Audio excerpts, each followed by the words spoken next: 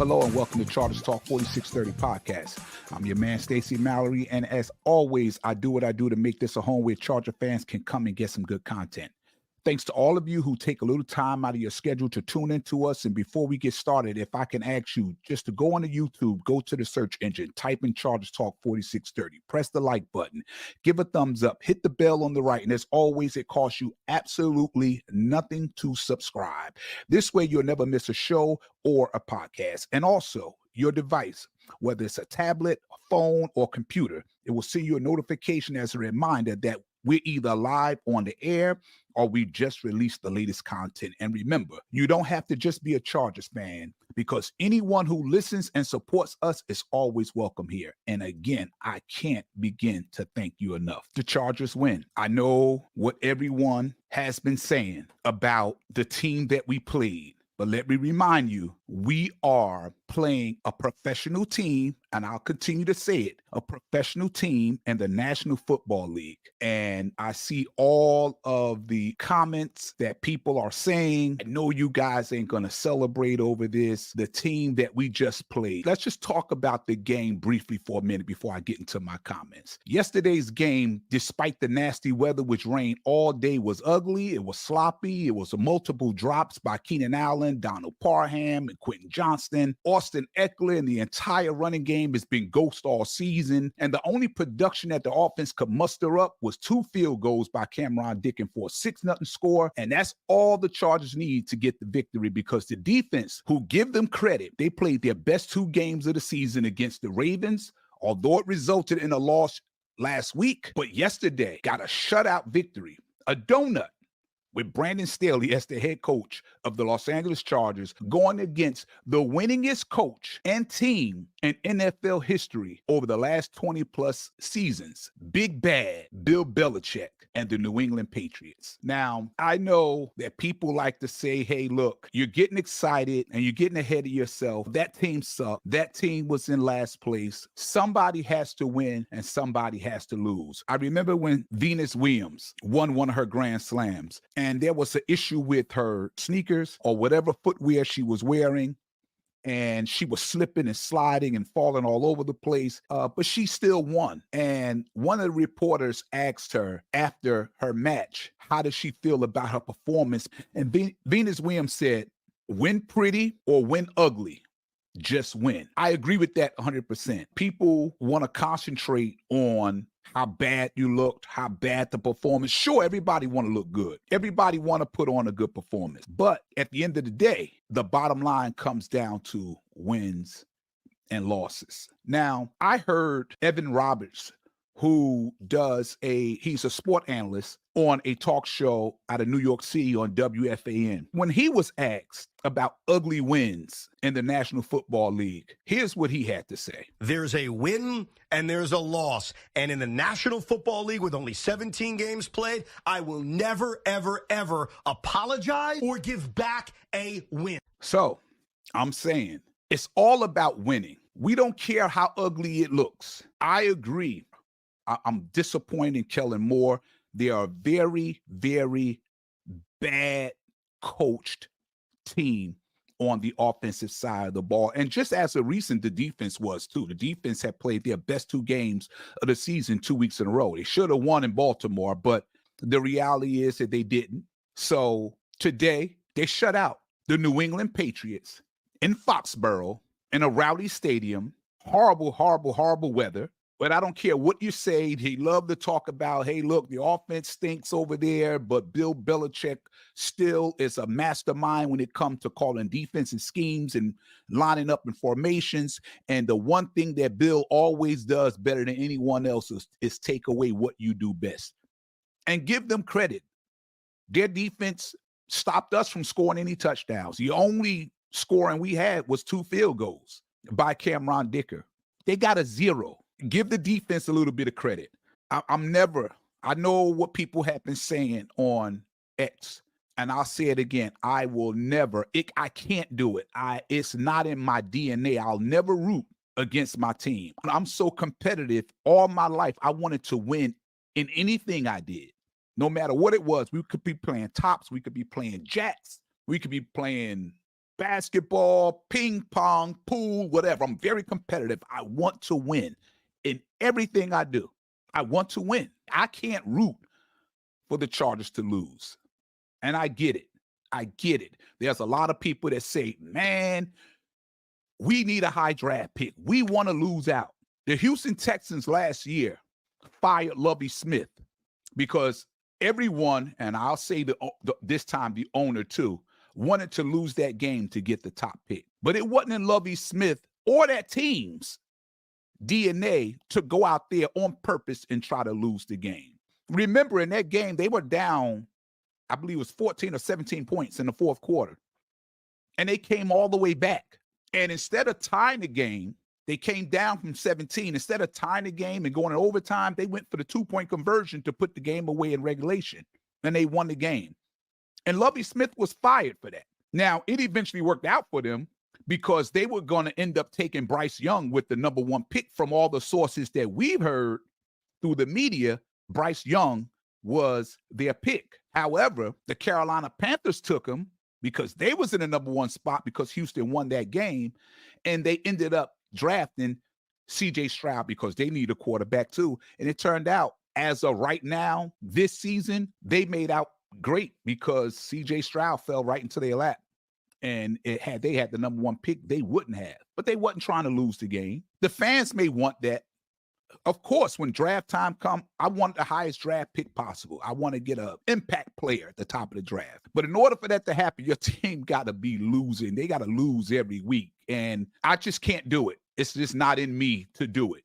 I have faith, or you should have faith, in your organization with the people they put in place to draft. And so whether it's the Steelers, whether it's the Ravens, whether it's Cincinnati, whether it's the Chiefs, no matter where you pick in that draft, if your guy that's in charge knows what he's doing and surround himself with great scouts, they will be able, most times than not, pluck the right people out of the draft that fits into your scheme and what you like to do. So that's what I go by. So for all you guys to say, you guys shouldn't be rooting this and that, y'all know me. I've been saying it from day one. Everybody have the right to speak their mind and speak their opinion. I may not agree, and maybe you guys may not all agree with me either, but I'm going to give it from my perspective. I think the team is badly coached. Don't get it twisted. Do not get it twisted at all. Let me just make this plain and clear. I am not unrealistic. I am not naive. I fully understand the situation that the Chargers put themselves in. I still do not believe in Brandon Staley. I still don't believe that Brandon Staley, he had 3 years. He's had 3 years to prove that he's the right guy to lead this team to a championship or just get to the next level. He had 3 years out there, and it doesn't look good. I don't believe in Kellen Moore. I had a lot of Cowboy fans that called me. I was excited when we got Kellen Moore, and he was telling me how Dak Prescott struggled at the end of a lot of games because of the play call, and I thought he was on some hating stuff. But as I can see, he's not. This offense is still like, okay, we have issues with drops. You have multiple drops, and it has hurt us, especially in that game against the Ravens with a couple of drops. Keenan, one in the end zone, one on the 2-yard line. Austin fumbling the ball on the 2-yard line, and we turn the ball over to a great team like the Ravens. All of those things hurt. But if you look at yesterday and in the drops with Quentin Johnson, that is a concern for me. I mean, he got on the roll. He caught about 4 or 5 decent passes, but when you need it the most, he caught those in the first quarter, in the second quarter, the third quarter. In the fourth quarter, when you're trying to secure a victory, when you need it the most, you have to make that play. And Quentin is not there yet. Maybe he will get there, but he's not there yet. But how many times did you see Justin Herbert throw the ball to Keenan or to Quentin or to Guyton, and he threw the ball and was nobody there because they were supposed to break out of their route and cut to the outside where he threw the ball and they were just running straight? How could you be in week 13 and this team on the offensive side of the ball, they still out of position? They still not on the same page. So I do have my concerns about Kellen Moore. So I don't think Kellen Moore's the right guy for everybody yelling and screaming and Kellen Moore should be the head coach. We don't have no control over what the Chargers are going to do. And maybe he will be. I don't think he's the right leader. I am sick of recycling all of these coordinators, whether it's Mike McCoy or whether it's Brandon Staley or whether it's Anthony Lynn.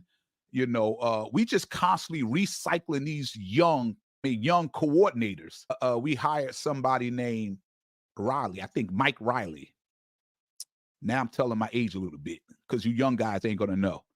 And after they will finally win a game, I mean, we going back with Junior Seau, Rodney Harrison was still on the team playing.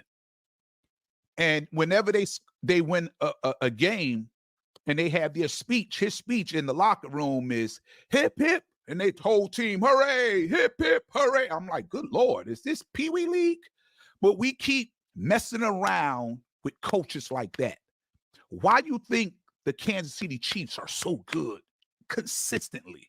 Why do you think, even though the Steelers lost, the Steelers should have a losing record? I believe they're 7-5 now. They should have a losing record. The last couple of years, they should have had a losing record.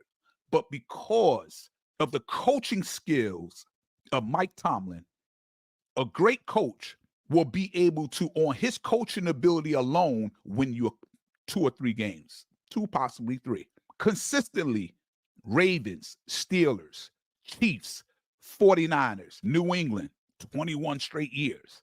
But all of those teams that have that kind of success, they have a great established coach that knows how to coach, that understands what they have with their personnel, understand what their strengths are, what their weaknesses are, and they put the team in positions to succeed. And if it's a tight game, they call the right plays and dial up the right plays at the right time. And those teams like us that don't have one of those coaches, this is what happened. You get out coached all the time.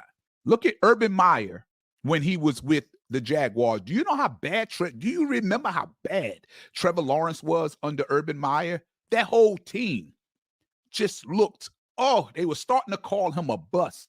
And then they go and get the ex-coach who won a Super Bowl with the Philadelphia Eagles a few years ago.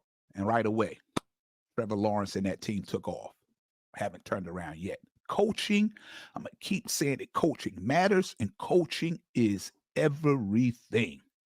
Coaching is everything. I want to give a shout out on X to Richie Rich, who just recently followed me and gave me some nice comments. Rich Umbrogno and Lights Out 562. Thank you. I appreciate your kind words. Appreciate your support. Man, what a rough season this has been. I look back at the Green Bay loss. That was a game that I was like, that's a lock. That's a lock. We should win that. We should win that. I was so disappointed when we didn't win that. But look back at it now. Since Green Bay defeated us, they went on the road on Thanksgiving and beat, at that time, one of the strongest teams in the NFL right now, Detroit Lions. And then last night on Sunday Night Football, they knocked off the Kansas City Chiefs. That loss to Green Bay don't sting that much right now because maybe they were good, but they were still trying to figure things out. And unfortunately for us, they figured it out against us. So before I finish out, I want to give some love to Khalil Mack. Khalil Mack had been our best player the last 2 years. I hope like hell the Chargers can bring this dude back. I know they're going to have problems with the salary cap and all, but I hope they bring this guy. I'm really concerned about the offense. I really am. We got an offense that for most part of the season was in top 5 offense, and we hit a snag somewhere. And Kellen Moore, for the love of God, please stop calling draw plays on first downs and putting us in second and third and long all the time before you got to throw. And now they can blitz Herbert. I mean, the play calling, I mean, the double reverses in the backfield, the jet sweeps, and you're doing all of this with these guys. The only one that should be involved in a play like that is Darius Davis. Those jet sweeps and double reverses in the backfield, those plays take a while to develop. You have to be fast for those plays. And Darius Davis has got to be the fastest guy on that team. I don't know why he's not.